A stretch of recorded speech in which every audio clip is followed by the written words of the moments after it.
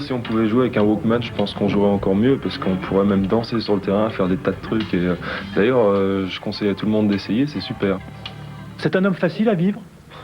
Non, très difficile. Surtout en période de match, c'est vraiment pas marrant.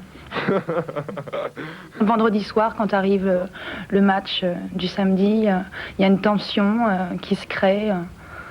On a l'impression qu'il prépare son match. Il prépare une agressivité qu'il veut retrouver sur le terrain. Et dans ces moments-là, c'est préférable de le laisser tout seul. Vous êtes contente d'être venue à Cholet, d'avoir quitté la Côte d'Azur? Je suis contente d'être avec Bruno. À 25 ans, Ruiz connaît enfin toutes les joies, car ça n'a pas été sans mal. Au Mans ou à Antibes, il a laissé le souvenir d'un joueur doué, certes, mais inconstant. Et puis, il y a eu le déclic du match contre Vichy, le 8 novembre dernier. Un match contre Vichy où là, vraiment, il a fait un score 100%, et puis depuis ce temps-là, il est totalement en confiance. Et il est vraiment opérationnel au plus haut niveau. La preuve, il va être retenu dans les 18 pour l'équipe de France. Franchement, Jean Gall, il a le talent pour être titulaire de l'équipe de France? Honnêtement, oui. Né à Nantes, à 50 km de Cholet, Bruno Ruiz évolue pour la première fois chez lui. Seulement voilà, hier soir contre Villeurbanne, il rate son début de match, mais son copain, l'Américain Warner, est là.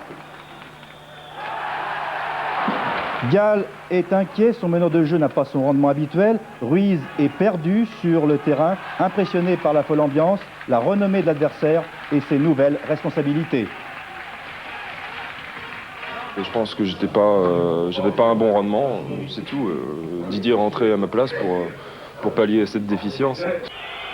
Didier, c'était de belle, ce 36-36 à la mi-temps, ça ne dure pas car en face il y a un certain Éric Beugnot qui fait douter Cholet juste avant qu'un grand noir de 24 minutes interrompe la partie.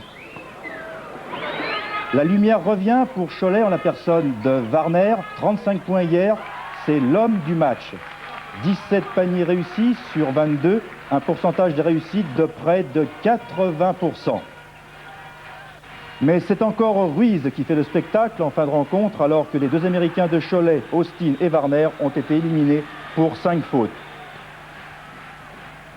Cholet gagne finalement 86-78, les 6000 spectateurs font un bruit d'enfer, on se croirait à Orthez. La belle aventure continue.